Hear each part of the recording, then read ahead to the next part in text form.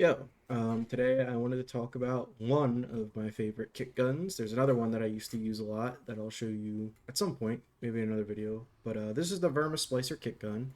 I have the Palmaris grip and the splat and the Vermisplicer for the other parts. And it's a very good beam weapon. It's not the best beam weapon in the game. Obviously, the king of the castle is our beloved Incarnate Torrid. But this thing is really good. I like to think as if the beam weapons in this game is like a Pokemon evolution line. You know, if the Ignis Wraith is Charmander, then this is Charmeleon, and the Incarnate Torrid is Charizard. And I do find myself coming back to this despite owning, a juiced up Incarnate Torrid because it's really good. It's a fun beam weapon. I enjoy it. You don't have to manage an incarnate meter, and it puts up a respectable, kills per minute (KPM). If you're just going and doing some like normal grindy stuff, whether it's sorties, whether it's your Archon hunt, Netracells, um, anything where you don't need to like sweat super hard or have maximum DPS, I might like to use this.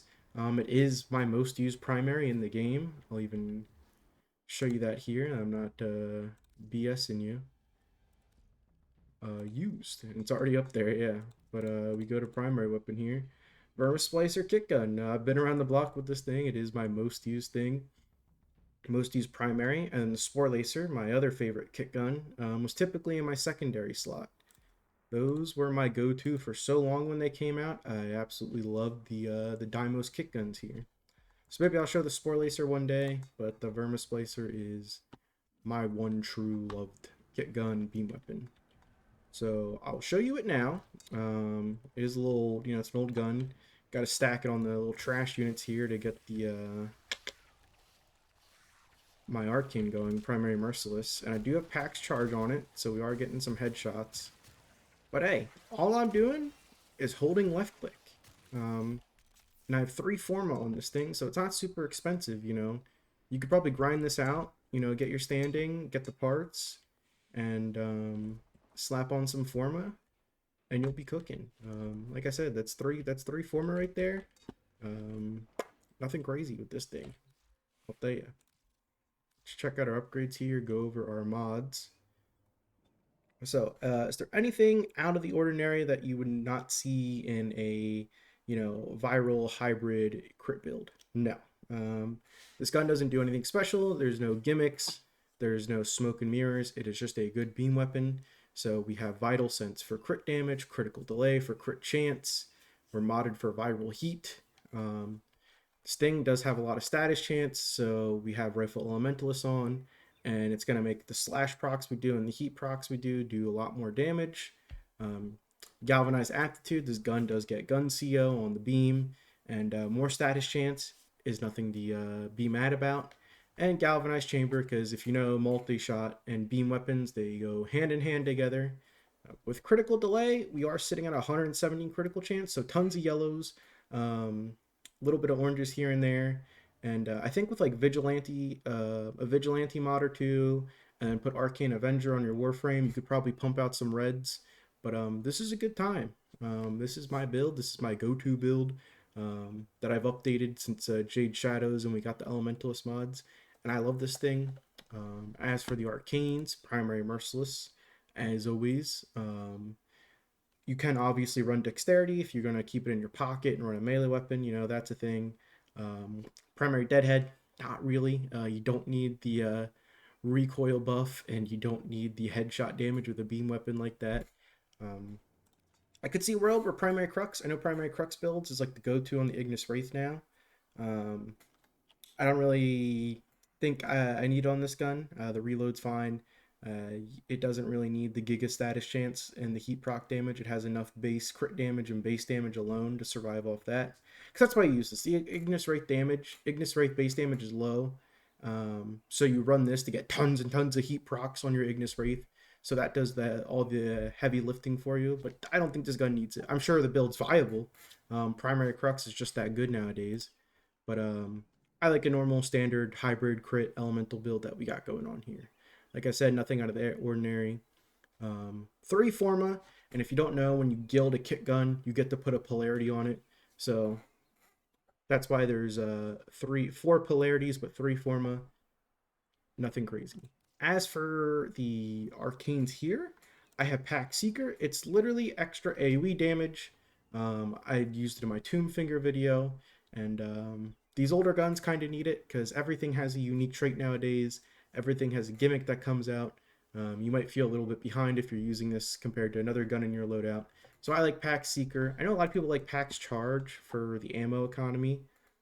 I've never really had ammo issues with this gun, so I don't really see it. And these other ones are just kind of like, bleh, bleh. I don't see it. And the residual ones, there's like gimmicky stuff you do with Necros, but that's a whole different thing. But yeah, Pack Seeker, I could see a world where you want Pack's Charge. But that is my build. My parts, I said in the beginning of the video, Palmaris, Vermisplicer, both come from Deimos. Splat comes from Fortuna. So you are kind of split when you're building this thing. You got to get faction rep from 2 different places, but it's worth it. Like I said, this is my most used primary. I love this gun. I've used it a lot. I still use it a lot. I used it in my Frost video. One singular downside, heavy units don't really care about this thing. You are tickling them to death on like heavily armored, strong, attenuated enemies like the Acolytes and think Captain Vor if you're fighting him in like the Steel Path on the Void, which is where I've been testing this thing out to make sure I want to show it off. And you do tickle guys like that, but they do die. So I mean, at the end of the day, stuff is dead. So I'm just gonna go hop in a Void survival mission. You know, maybe we'll fight Vor, maybe we'll fight Acolyte, maybe we'll fight both. But I'm gonna go there, and I'll see you there. We are back. Good afternoon, campers. We're in some Void survival here, playing as Kome. She's got a nice tanking ability, so I figured I'd slap it on. And she doesn't really buff your weapons at all, so we are chilling. We do get the random status effect when she picks my gun. Picks your primary, but like something to write home about. It's an extra proc for galvanized aptitude, so it's not gonna tip the scales per se. Yeah, we'll chill. From what I've seen, this gun doesn't really get 100 kpm. It'll get right below it depending on spawns and whatnot. All these guys are just booming around in here for some reason. I have the Rigi on, and he's spreading cold procs, and cold procs equal more crit damage, but once again, it's not tipping the scales. I've played it with and without Dirigia. I've played it on Citrine, who does like 0 weapon buffing, and you're looking at such marginal differences, it really doesn't matter. Dirigia is just here for like the cold CC and survivability for myself. He's not really here to buff my gun. If I was running like a Hound or something like that, and I had like Tenacious Bond on for the bonus crit damage, final crit multiplier, that would probably make a difference, but not today. Not today am I running that.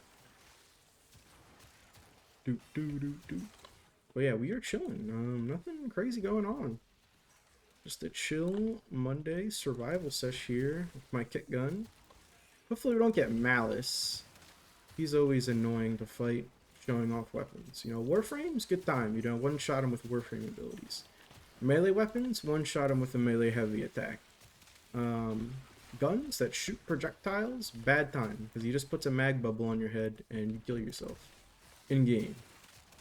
Not fun. Oh, gotta refresh my Omamori charges. Also, this is very satisfying. The tentacles just popping enemy to enemy. I really, really, really enjoy it. I really wish they would do like a traditional open world experience again. I know they're kind of mixed with the community, but I like my kit guns. I like my animal conservation. I just really enjoy all those shenanigans. I do miss conservation and fishing, I will say. I'm a bit of an outdoorsman, IRL, you know, I like camping, fishing, hiking. So that is a part of the game I enjoy. You know, I like conserving the animals and fishing and whatnot for rep. You know, grinding Fortuna, I did a lot of fishing, grinding Cetus. I did a lot of fishing for Mercray. You know, those Mercray give hella XP, hella faction XP. Yeah, I don't know. I miss that. Maybe you don't. Maybe you do. We're in the same boat. But I do wish it would come back in some form at some point again. I feel like 1999 would be such a perfect place. Maybe not fishing, obviously, because it's in a city, but conservation. There's so many like wild animals. You know, Letty loves those rats. You know, there could be wild rats around Halvania, raccoons, maybe stray dogs and cats and whatnot. I don't know. Some birds. You know, maybe some crazy like tech rock crows or pigeons. You know, that kind of thing. I don't know. I miss it. I wish it would come back. But I know in the most recent dev stream, they said we're like officially leaving 1999 when it comes to the updates and update cycles after the Tech Rod Encore. So kind of sad. I just miss conservation. I miss my animals. Whenever they're the night wave challenges, they're like the first ones I do. You know, catching rare fish or getting perfect captures on animals. Ooh, a memorial almost ran out. I would have died. And now you see some of the overguard and heavier units are coming in, and this gun is kind of meeting its match a little bit, which is fine, you know. At the end of the day, they get chipped down by the heat procs, they get chipped down by the slash procs. It's very nice. Okay, well that heavy gunner just got rolled in smoke. You know, put that in your pipe and smoke it, buddy. Corrupted Ancient. But yeah, we are just chilling with this gun. I really like it. Whenever I don't feel like managing the Incarnon charge on the turret, you know, I'm just like, hey man, I can't. CBA to shoot a guy 3 times, get my charge, alt fire, and be into a beam for a couple minutes and switch back. Oh, and dude, I complain about the guy and he shows up. All right, put the bubble on my head. Do it. There you go. Have fun. All right. Do you put the bubble? Okay. Omamori up. Random one shot. Malice is not dead. Alright. Well, you know what? It doesn't matter. We are chilling either way. Acolyte doesn't have to die every video. Psych! I lied. An Acolyte does have to die every video. So I booted up another mission here. I'm running it back and it's Malice again. Alright. Bubble. There you go. There's his bubble. Alright. We'll just wait. Oh, it's gone already. Alright. Cool. Where are you, Mr. Mouse? We'll melt him down. We're getting revenge here. Right. Like I said earlier, if you have a keen ear and were listening, this is not a boss melter. He's still chunked down, though, and he's dead. So, let me not die here to these random goons.